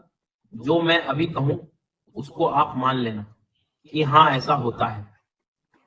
ठीक है, क्योंकि हर चीज पढ़ाने के बाद दिमाग में क्वेश्चन उठेगा, कैसे हुआ, क्यों हो रहा है, क्या प्रूफ है इस चीज का। तो देखो, मैं तो अंदर गया नहीं हूं, तुम भी नहीं गए हो, कोई भी नहीं गया है। सब हमने अजम्पशन लगाए हैं, अंदाजा लगाया है। लेकिन कुछ अंदाजों का कुछ हमारे पास एविडेंसेस भी, प्रूफ है। तो ऑटोमेटिकली आपके क्वेश्चन 1-2 दिनों में सॉल्व हो जाएंगे। तो बीच में अननेसेसरी ये क्यों हुआ, कैसे पता लगा, किसने बोला, मत पूछना, कोई फायदा नहीं होगा उससे। जबरदस्ती आपके मतलब फिर आपको बेइज्जती सी फील होगी कि सर मेरे आंसर नहीं दे रहे, क्योंकि सर ऑटोमेटिकली आंसर आगे दे देंगे। तो शांति से जो मैं पढ़ाऊं वो सुनना, और अच्छी बात है कि कम से कम कनेक्टिविटी बन जाएगी। ठीक है, तो हर पॉइंट पे थोड़ा सा लगता रहेगा तुम्हें कि यार ये कैसे हुआ क्या हुआ, बट वो ऑटोमेटिकली सॉल्व होंगी क्योंकि चैप्टर ही अपना एविडेंस है आगे। उसके बाद भी आपने अपने शक्ति प्रदर्शन का आनंद उठाया क्लास में, तो शायद मुझे भी उठाना पड़ेगा शक्ति प्रदर्शन बाद में। जी हाँ, तो शांति से सिर्फ सुनना। Will start with level 1। शांति से सुनो, लेवल 1 क्या है। सबसे पहले तो बचपन से जो पृथ्वी दिखाई जाती है वो ये गोल दिखाई जा रही है। ठीक है, यहाँ जो है ये अपना इक्वेटर वाली लाइन होगी, यहाँ हम लोग रह रहे हैं, सब चीज पता है, ऊपर की कहानी होगी। इसके अंदर जाना है, हमें गहराइयों में जाना है। समझ में आई बात? गहराइयों में जाना है मतलब अंदर की लेयर्स पे काम करना है। तो मैं इसकी डेप्थ में जा रहा हूँ। अभी मैं आपसे पूछूं तो हमारे लिए ये है, हम यहाँ रह रहे हैं ऊपर, अंदर की लेयर्स पे हमें जाना है। तो अर्थ का इंटीरियर कभी भी सुनो आप, तो सबसे पहले आपके दिमाग में जो चीज आनी चाहिए वो आनी चाहिए टोटल 3 लेयर्स। कितनी लेयर? 3 लेयर। ये हमारी पृथ्वी मेनली 3 हिस्सों में डिवाइडेड है। पहली जो लेयर है उसको हम कहते हैं अर्थ क्रस्ट, जिसे हम कहते हैं भूप्रपटी। चलेगा? क्रस्ट, भूप्रपटी। दूसरा कहेंगे हम लोग मेंटल, भूप्रवाह। और तीसरा होगा सर कोर, जिसे हम कहते हैं क्रोड।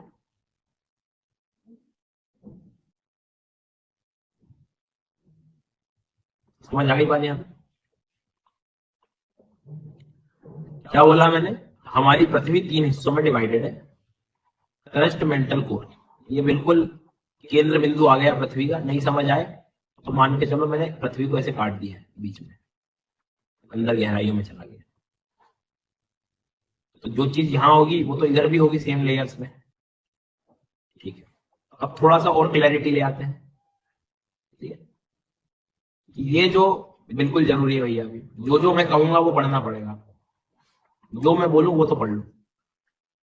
सबसे पहले 34 किलोमीटर के अप्रोक्सीमेट हमें याद रखना है, 34 किलोमीटर के आसपास। देखो इंटीरियर है, कोई वैल्यू फिक्स मत इमेजिन कर लेना कि 34 बोला तो 34, किसी किताब में मुझे 33 मिल गया, सर ने गलत पढ़ाया फैक्ट, तो भाई फिर तुम्हारे बस की नहीं है ज्योग्राफी। समझ आई ना बात? अप्रोक्सीमेशन लेके चलना ही पड़ेगा तुम्हें ज्योग्राफी में, आधी चीजें तो वैसी नहीं दिख रही होती। ये तो इसी नाम का झंडा उठा लिया कि सर ने फैक्ट गलत पढ़ा दिए, तो फिर ना हो पा रहा तुमसे, बैठे रहो। लगभग 34 किलोमीटर अप्रोक्सीमेट चलेगी। 34 किलोमीटर इमेजिन करके देखो, घर का एक ट्यूबवेल भी कराते तो 1 किलोमीटर तक नहीं जा पाता हूँ, हम तो 34 किलोमीटर की बातें कर रहे हैं, काफी गहराई की बात हो रही है।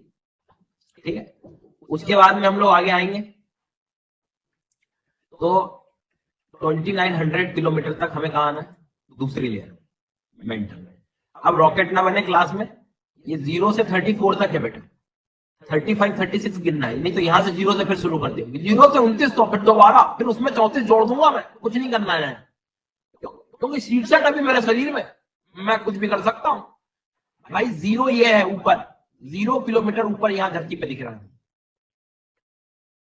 इसके बाद अब चालू हुई है गिनती, तो 34 ये, फिर 34 से 2900 ये, और ये एकदम बिल्कुल केंद्र बिंदु पे यदि आपको आना है तो 6371 किलोमीटर के आसपास है। तुम्हारी शांति के लिए मैं 6400 भी लिख सकता हूँ, कोई प्रॉब्लम नहीं है, थोड़ा बहुत चलता है ऊपर नीचे। बोलो यहां तक कोई दिक्कत किसी को? तो अभी तक आपको क्या समझ आया कि क्रस्ट, मेंटल और क्रोड, और जिसे कहते हैं, और इनके साथ इनकी जो मार्किंग है वो अपने को करना है। चलो अब अपन आगे बढ़ते हैं। अब जैसे मान लीजिए उदाहरण के तौर पे, सबसे पहले मैं क्रस्ट के बारे में बात करता हूँ। क्रस्ट को थोड़ा इमेजिन करो, हम लोग ऊपर रह रहे हैं कि नहीं रह रहे हैं? ये पेड़ लगा दिया मैंने, ये आप सो रहे हैं द हिंदू न्यूज़पेपर हाथ में रख के। जी सर, ये बैठ के बढ़िया से जो है पढ़ रहे हैं, चेयर वेयर लगा दी है जो है बिल्कुल। जी सर, जिस पे हम लोग रह रहे हैं ना, वो सरफेस है ना, वो क्रस्ट का हिस्सा है। इस पे माउंटेन्स भी है, प्लेट्यूज भी है, सारी चीजें। लेकिन जैसे मैं कुछ समय के बाद आगे जाता हूं तो तुम्हें नहीं लगता आगे कि आगे ओशियंस भी तो है, और ओशियन का जो पानी है वो हवा में तैर रहा है क्या ऊपर? नहीं सर, उसके नीचे भी रॉक आ जाएगा at the end, 5-6 kilometre 7 kilometre के बाद, गहराई खत्म होने के बाद भी तो रॉक आएगा ना। तो क्रस्ट तुम्हें ऐसा नहीं लग रहा दो हिस्सों में डिवाइडेड है? एक कॉन्टिनेंटल क्रस्ट है, महाद्वीपीय भूपर्पट्टी दिख रही है मुझे, और एक जो दिखाई दे रही है वो ओशनिक क्रस्ट है, महासागरीय। इधर देखो, बुद्धि लगाओ कलेक्टर वाली। नंबर 1 और नंबर 2, क्या बोलना चाह रहा हूं, समझ आ रही बात? कि महाद्वीपों वाला भी तो एक क्रस्ट होगा और एक महासमुद्रों वाला महासागरीय भी होगा। Well done. अब चूंकि खूब सारे माउंटेन्स हैं कॉन्टिनेंट में, माउंटेन्स बहुत सारे हैं कॉन्टिनेंट में, तो यहां एक क्वेश्चन आ सकता है कि थिकनेस ऑफ कॉन्टिनेंटल क्रस्ट और ओशियनिक क्रस्ट, इनमें से कौन बड़ा है कौन छोटा है? मोटाई किसकी अधिक होगी? कॉन्टिनेंटल क्रस्ट की मोटाई अधिक होगी, क्योंकि इसमें तुम सब चीज काउंट करोगे, पूरे माउंटेन्स और ये वो, चौड़ाई इसकी ज्यादा रखोगे। ओशन में तो बस इतना ही है थिकनेस, तो कॉन्टिनेंटल क्रस्ट की थिकनेस ज्यादा होती है ओशनिक क्रस्ट से, ये भी याद रखो आप। समझ आ रही है मेरी बात सभी को? पक्का? सही में।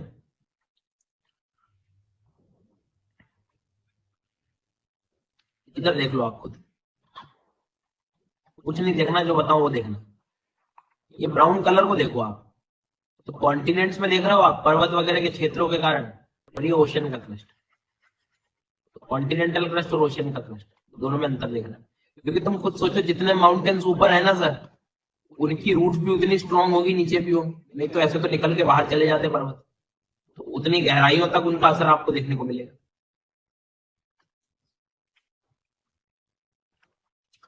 समझ आ गई बात? इस बात को ध्यान रखेंगे थोड़ा सा। ठीक है सर, ओके।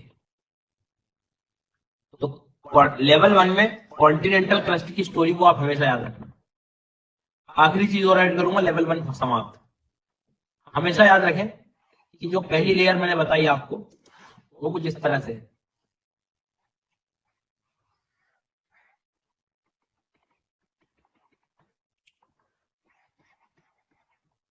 तो ये हो गया आपका कॉन्टिनेंटल क्रस्ट, महाद्वीपीय भूपर्पटी, और ये हो गया ओशनिक क्रस्ट। अभी भाई डायग्राम मत बनाना है ना, फाइनल डायग्राम सब लास्ट में, पूरे क्लास के एंड में समरी बनेगी, टेंशन मत लो, सिर्फ सुनो। रनिंग में कुछ तुम्हें हाथ पैर ऐसे चलाने हो तो एक अलग कहानी, नहीं तो फाइनल डायग्राम में लास्ट में बनाओगे। तो ये 0 से 34 किलोमीटर तक का हो गया। इसके बाद में यहां पर हम अगली लेयर में आते हैं। तो अगली लेयर क्या थी हमारी? मेंटल, भूप्रवाह, और ये हो गया कोर, जिसे हम कहते हैं क्रोड। 34 किलोमीटर के बाद में ये था 2900 किलोमीटर, ये 6371 किलोमीटर हो गया। क्लियर क्या था?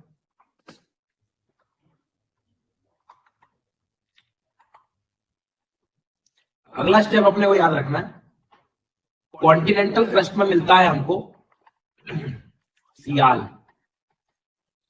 ओशनिक क्रस्ट में मिलता है हमें सीमा, मेंटल में मिलता है सीमा, और क्रोड में मिलता है nife. What is this? Sial मतलब क्रस्ट किससे बना है ज्यादातर? तो सिलिका और एल्यूमिनियम।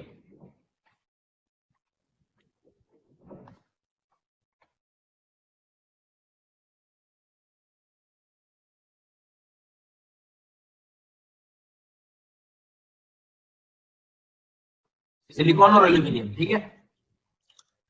सीमा में सिलिकॉन और मैग्नीशियम सिलिकॉन और मैग्नीशियम।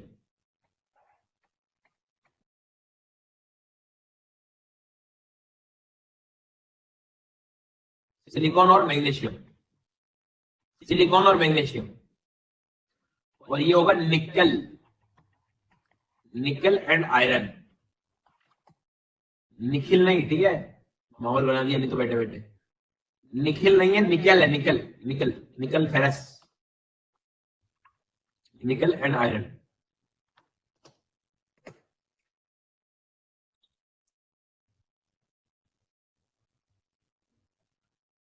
आई बात समझ? ये लेवल 1 है।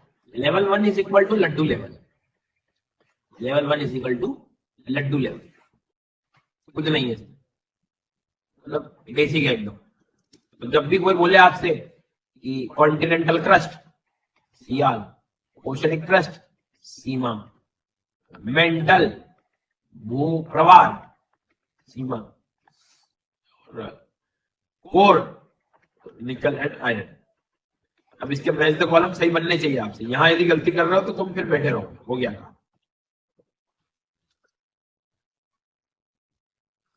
ऐसा नहीं लगता तुम्हें कि थिकनेस के नाम पे मेंटल बहुत ज्यादा लेके बैठा है, 34 से 2900, और पृथ्वी का बिल्कुल बीचों बीच वाला हिस्सा, ऊपर तो क्रस्ट कम है, कोर भी कम हो रखा है। मतलब मैं कहूँ 84% के आसपास सबसे बड़ा क्षेत्र किसका है? मेंटल का।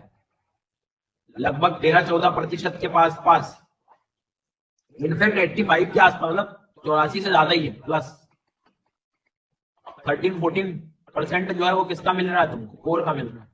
और फिर सबसे ज्यादा 1%, उससे भी कम, 0.9 के आसपास क्रस्ट का देखने को मिले। मतलब मेंटल ज्यादा है कोर से, कोर ज्यादा है क्रस्ट से। ये 85-86% है लगभग, ये लगभग 14-15% है, और ये 0.9% के आसपास। मतलब कुल इसका क्षेत्रफल कितना कवर करके रखा है, कितना प्रतिशत है इसका, तो मेंटल ज्यादा है, ध्यान रखना। नहीं तो कई बार क्या होता है कि कोर को हम सोचते हैं और ज्यादा होगा, भावनाओं में बह जाते हैं, गड़बड़ हो जाएगा ये तो।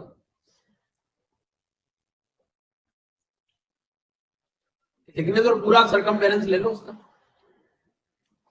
मतलब आप ऐसे समझ लो, ये देखो खुद ही समझ में आ जाएगा कि मेंटल वाला क्षेत्र कंपेरेटिवली बहुत लार्ज है। पृथ्वी का प्रतिशत में लगभग 85-84% इसने लेके बैठा है, ओवरऑल वॉल्यूम कह सकते हो आप। जी हाँ, ठीक है। सो ओवरऑल वॉल्यूम कह सकते हो आप कि वॉल्यूम का परसेंटेज किसका ज्यादा है। हाँ, तो मेंटल ज्यादा है, is greater than core, is greater than crust. प्रतिशत में लगभग अप्रोक्सीमेट 85% के आसपास, और 13-14% लेस देन 1%, 0.9 के आसपास, 1% के आसपास क्या, ठीक है। दूसरी चीज, सियाल सीमा लिखे का मैच तो कॉलम कर लोगे, ये क्वेश्चन के हिसाब से मैं पढ़ा रहा हूँ। This is not only the material की बस यही मटेरियल इसी से ही बना हुआ है, बहुत मिलेंगे अभी, वो अपन एंड में पढ़ेंगे। चलो यहां तक कोई दिक्कत। अब लेवल 2 की शुरुआत मैं कल से करूंगा, आज मेरा एक थोड़ा अपॉइंटमेंट है डॉक्टर के पास, मुझे जरा जाना है, तो मुझे समय से क्लास को एंड करना पड़ेगा, समय के पहले आधे घंटे के आसपास देख रहे हैं, बाकी कल हम कल कवर कर लेंगे, क्योंकि अभी मैं टॉपिक शुरू भी कर दूंगा लेवल 2 तो आधा अधूरा रह जाएगा। तो आपका जो काम है वो ये काम है कि एनसीईआरटी की जो क्लास 6 की बुक है उसके आप ग्लोब वाला चैप्टर और लैटिट्यूड लॉन्गिट्यूड वाला चैप्टर जो है और मोशंस ऑफ द अर्थ है वो कर लेना, ठीक है।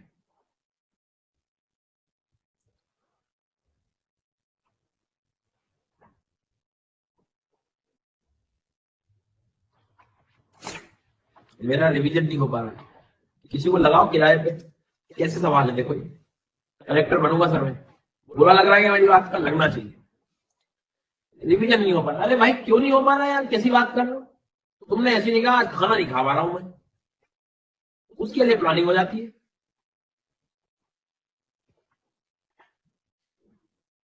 फिर नाम विकास है, विचारों का विकास लाओ भाई।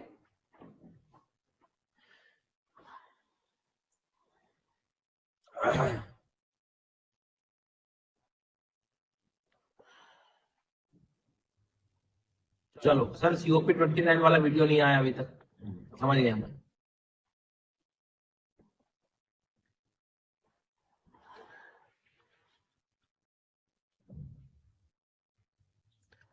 एक ही इलाज है, जो तुम हर दिन पढ़ रहे हो उसको हर दिन खत्म कर लो, सेम डे ब्लैंक पेज पे, हिम्मत है तो ब्लैंक पेज पे याद किया करो, नहीं तो ऐसी चीजें इकट्ठी होती चली जाएंगी। और आप, मैं आपको बता रहा हूँ कि बेसिक्स तो कंप्लीट हो गया, हैबिट बना ली, अभी बना ली तो बन जाएगी, मतलब 2-3 दिन और रुको तो उसके बाद चीजें इकट्ठा होना शुरू होगी, बस गिनती नहीं ज्यादा, 2-3 दिन, फिर नहीं, फिर घबराओगे तुम, इसलिए कह रहा हूं मैं आपसे।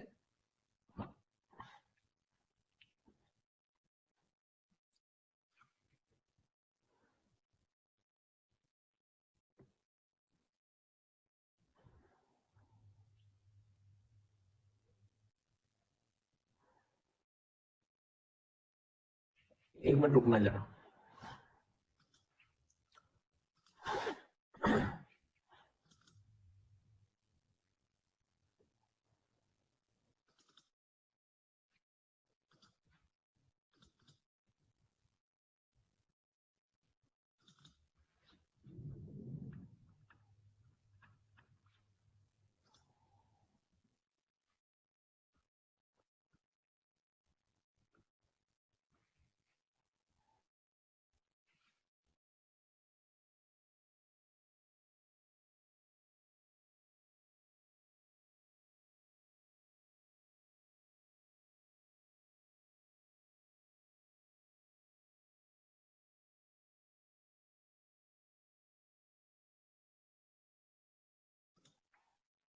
रुकना है ना।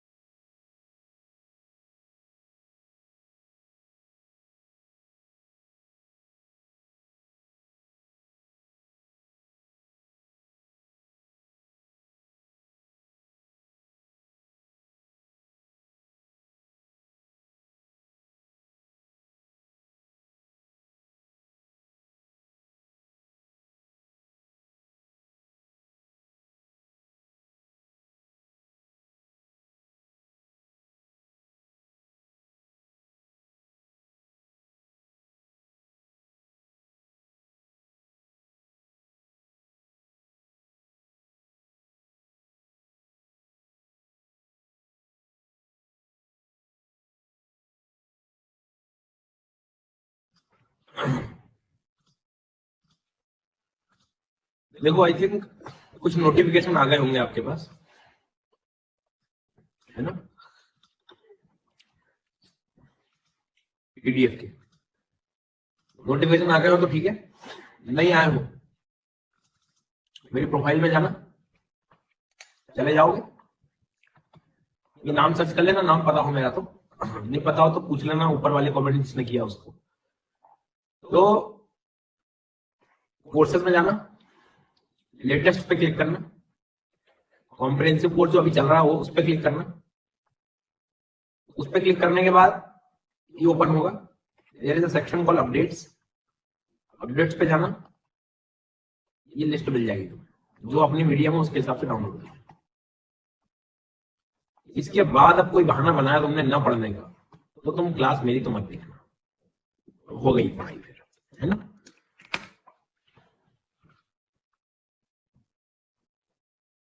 हाँ चलो थैंक यू। मैं कह रहा हूं मैं घर आ जाऊंगा तुम्हारे, तुमने आप बहाना बनाया तो। हाँ देखो पीडीएफ पढ़ने की जरूरत है क्या, सिर्फ नोट्स पढ़ ले तो काम हो जाएगा क्या। उन पीडीएफ में लास्ट में क्वेश्चंस दिए हुए हैं, उन क्वेश्चन को सॉल्व करना, और जो मैंने आंसर्स वहां लिखे हुए हैं उसको मत देखना, आंसर्स गलत लिखे हैं मैंने, ताकि तुम्हारा कॉन्सेंट्रेशन और नेक्स्ट लेवल का हो जाए।